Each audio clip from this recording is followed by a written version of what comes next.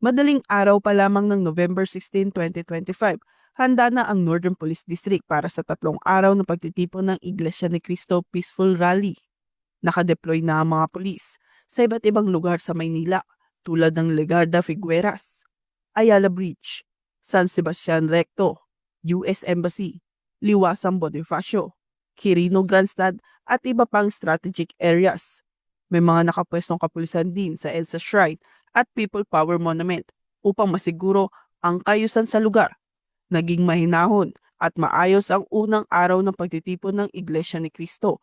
Nakaantabay ang NCRPO, Northern Police District at iba pang unit mula sa Police Regional Office at Allied Forces upang mapanatili ang kaayusan. Maaga ring nagtalaga ng puwersa ang kapulisan sa mga pangunahing kalsada upang matiyak na ligtas at organisado ang daloy ng mga dumalo. Patuloy ang crowd monitoring, maximum tolerance at koordinasyon ng iba't ibang unit upang maiwasan ang anumang aberya. Tinitiyak naman ng pamunuan ng Philippine National Police na tuloy ang mataas na police visibility sa mga susunod pang araw upang maprotektahan ang publiko at masigurong mapayapa ang kabuang pagdaraos ng rally.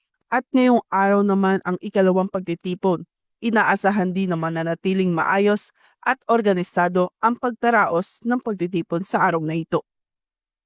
Mula rito sa EDSA Shrine, ako po inyong PNN correspondent, Patrolwoman Blazelan Esperanza, alagad ng batas, taga-taguyod ng Balitang Pulis.